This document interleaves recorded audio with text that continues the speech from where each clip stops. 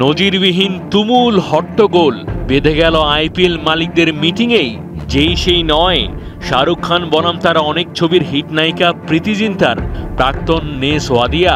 ভারতীয় মিডিয়াগুলো বলছে ইন্ডিয়ান প্রিমিয়ার লিগের নতুন নিয়মকানুন কি হবে সেটা নিয়ে সভায় শাহরুখ খানের বিপরীতে অদ্ভুতভাবে ভিন্ন মত দেখান ওয়াদিয়া। তাতেই পাল্টা খেপে যান কলকাতা নাইট রাইডার্সের কিং। পাঞ্জাব কিংসের মালিক নেস পড়ে যান বিব্রতকর পরিস্থিতিতে। উত্তপ্ত অবস্থায় শাহরুখের পক্ষ নাকি নিয়েছিলেন সানরাইজার্স হায়দরাবাদের ট্রেন্ডে থাকা সুন্দর তরুণী মালকিন কাভিয়া মারান।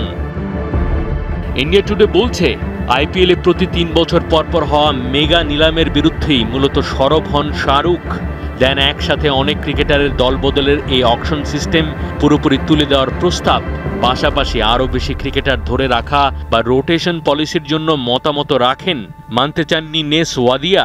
তিনি বিরোধিতা করার পর দুতরফেই সুর চড়ে, তর্কাতর্কি হতে থাকে। এমন নজিরবিহীন হট্টগোল উপস্থিত বাকি মালিকদের করে দেয় অপ্রস্তুত, হতবাক। আইপিএল মালিকদের মিটিং চলছে আজ অনেকগুলো বছর, তবে কোনো মিটিংয়ে এরকম হট্টগোল হয়েছে আগে কখনো কেউ দেখেওনি, শোনেওনি। নেস ওয়াদিয়ার বিপক্ষে গিয়ে শাহরুখকে প্রকাশ্য সমর্থন জানান হায়দরাবাদের মালকিন কাভিয়া মারান। মিটিং শেষে বেরিয়ে যা বলেছেন তাতে সেই সত্যতাই আছে যে মিডিয়ার খবরটাই সত্যি। 3 বছর অক্লান্ত পরিশ্রমের পর আজ অভিষেক শর্মার মতো ক্রিকেটার ধারাবাহিকভাবে ভালো খেলছে।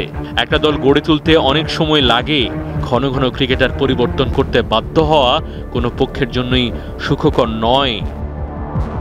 কোনো অদৃশ্য ব্যবসায়িক প্রতিদ্বন্দ্বিতার জেরেও হতে পারে শাহরুখ খান আর নেস ওয়াদিয়ার বাদানুবাদ, বলছেন অনেকেই। অন্যদিকে ক্রিকেট বিশ্লেষকদের বিশ্লেষণ, আইপিএল বদলে যাচ্ছে ইউরোপিয়ান ক্লাব ফুটবলের আদলে।